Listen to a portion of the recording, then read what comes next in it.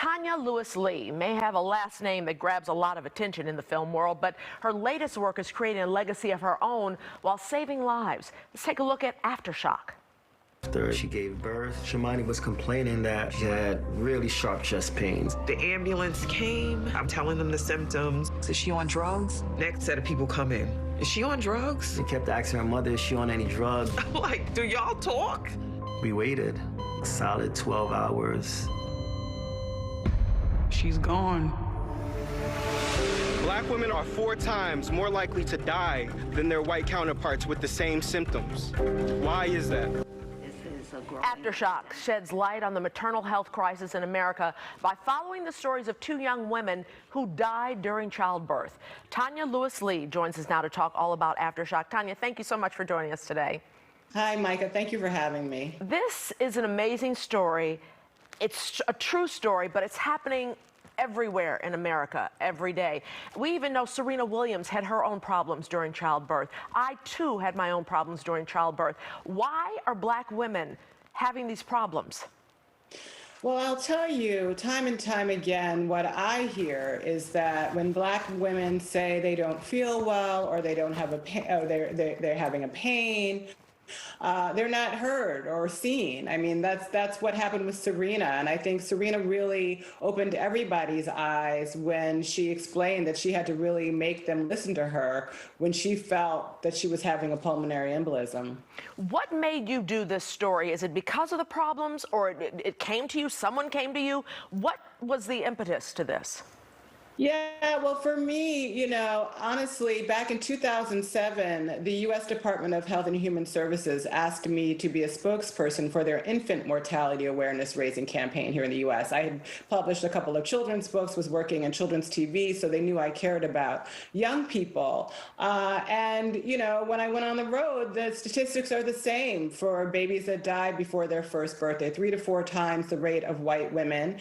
And I spoke to lots of groups of women, Black women, and inevitably someone would tell me a story about someone they knew, a sister, a friend, a cousin, someone who passed away from childbirth complications. So I had been thinking about it for a while. I did a small film back then about the infant mortality crisis, but really wanted to think about how do I tell the story about the U.S. maternal mortality crisis without it being a doom and gloom, sad, traumatic story. And it is sad, but I want us to feel empowered and inspired when we come away from Aftershock. Because you're, as we said, your story is about 2 families, you know, different issues, but the fact that both of the moms die during and after childbirth, and they go through the whole ups and downs with the grandparents, with the partners and the children themselves, but it comes out good in the end. However, you get a chance to see the inner workings of it through this film, don't you?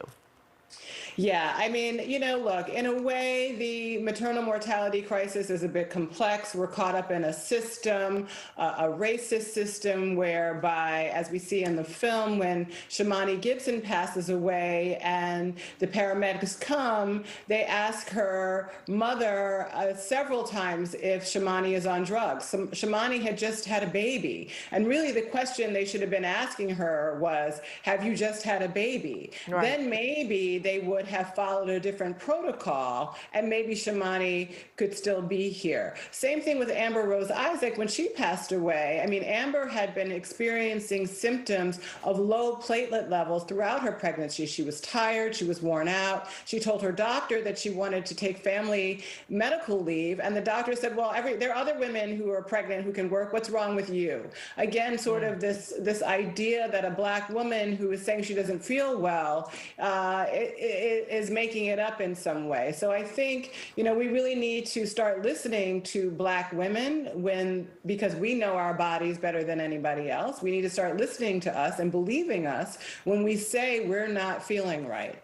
The pandemic shed a light on the disproportionate crisis as far as just health in itself for the Black folks versus, you know, the white and even Latino. Black and brown people, of course, are affected a lot more than the others. And that shed a light on that. But do you think that that's waning? Is it still, you know, on top of, you know, on topic right now? Or are people kind of forgetting about it?